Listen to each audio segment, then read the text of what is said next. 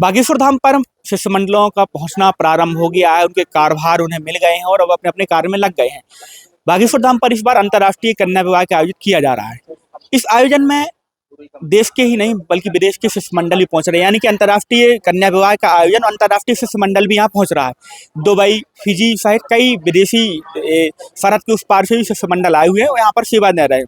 हमारे साथ जो इस कार्यक्रम के प्रभारी है, पिछले कई कार्यक्रमों के प्रभारी रहे एडवोकेट जो धीरेन्द्र गौर जी हैं, उनसे हम बात करेंगे कहाँ कहाँ के शिष्टमंडली पहुंची हुई, कितनी संख्या में पहुंची हुई, क्या क्या कार्यभार दिए गए हैं और अभी कहाँ तक काम पहुंचा हुआ है कन्या विवाह की जो उपहार सामग्री या जो मंडप की सामग्री, जो मंडप का कार्य है, उनसे हम पूरी जानकारी लेंगे।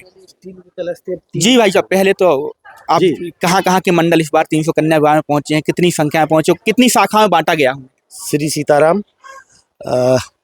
इस बार जो व्यवस्था है सप्तम कन्या विवाह उत्सव में, इसमें लगभग हमारे पास मंडलों के 12,000 सेवादार सेवा दे रहे हैं। लगभग 70 मंडल जो यहाँ पर सहभागिता रखते हैं, अपनी सेवा भाव से आते हैं और पूजनीय गुरुदेव के संकल्प में सहभागी बनते हैं। इस बार एक विशेष बात ये भी है कि हमारे पास Fiji, Nepal, Dubai, London, New Zealand, Australia, यहाँ के भी सेवादार जो हमारे शिष्टमंडल के लोग हैं वो आए हैं, गुरुदेव के संकल्प में सहभागी बन रहे हैं बढ़ चढ़कर। कहाँ कहाँ ड्यूटी लगाई गई है और अभी उपहार सामग्री लगाने का भी काम लगातार जारी है, मंडप भी बन रहे हैं, तो कैसा माहौल है अभी? क्योंकि कल हल्दी मेहंदी के कार्यक्रम शुरू हो जाएंगे। सबसे अच्छी बात तो ये है, बताने में बड़ा हर्ष होता है कि जब यहाँ पर सेवादार सेवा देते हैं तो वो किसी भी प्रकार की छोटे बड़े काम को नज़र नहीं रखते हैं। चार्टर्ड अकाउंटेंट, डॉक्टर, वकील, इंजीनियर और अपने बहुत सफल व्यवसायी यहाँ आकर आप अभी देख रहे हैं इस प्रकार दहेज का जो सामान, उपहार का जो सामान लग रहा है, इस उपहार में मेहनत का कार्य करते हैं। चाहे वो साफ सफाई की व्यवस्था हो, चाहे वो पार्किंग की व्यवस्था हो, चाहे वो भंडारे की व्यवस्था हो। भंडारा हमारे लिए एक बहुत बड़ा विषय होता है क्योंकि लगभग भंडारे में 2 से 3 लाख लोग प्रतिदिन भंडारा पाते हैं। तो उस स्थिति में हमारे पास लगभग हमको 1500 से 1800 सेवादार तो भंडारे में ही ज़रूरत पड़ती है।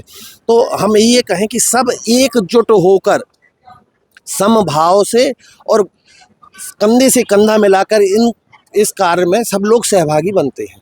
इस बार उपहार सामग्री है, क्या खास उपहार सामग्री में? क्योंकि आप कहीं ना कहीं एक संदेश देते हैं, कहीं रोजगार को लेकर के देते हैं, कहीं उनको वाहन उपलब्ध करवा देते हैं आने जाने की सुविधा ना, तो इस बार क्या खास है उपहार सामग्री?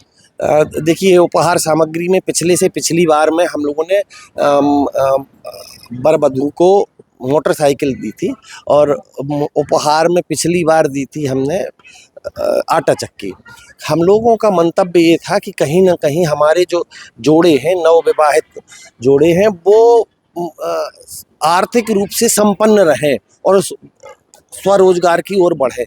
लेकिन हम लोगों ने देखा कि जो फीडबैक मिला तो उसमें समस्या जा रही थी क्योंकि लगभग जो यहाँ पर विवाह में जिनका चयन होता है उनके घर में लाइट तक नहीं है। आप के माध्यम से और सोशल मीडिया के माध्यम से जो लोग चयनित हुए हैं उनके घरों की स्थितियों को देखा है, लोगों ने, पूरे देश ने देखा है, पन्नियों के मकान में रह रहे हैं।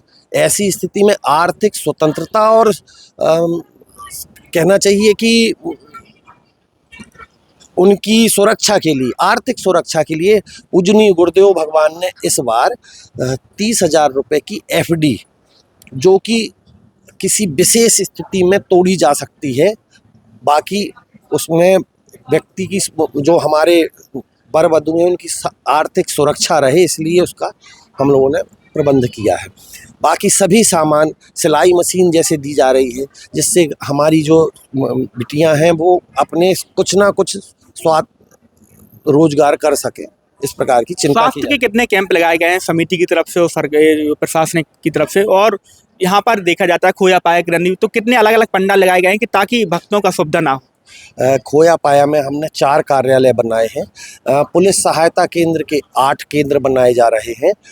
स्वास्थ्य सेवा के लिए एक शासन की उससे बड़ा जिसमें सभी प्रकार की ऑक्सीजन से लेके किसी भी विशेष परिस्थिति से निपटने के लिए आकस्मिक चिकित्सा के लिए पूरी व्यवस्थाएं रखी गई हैं।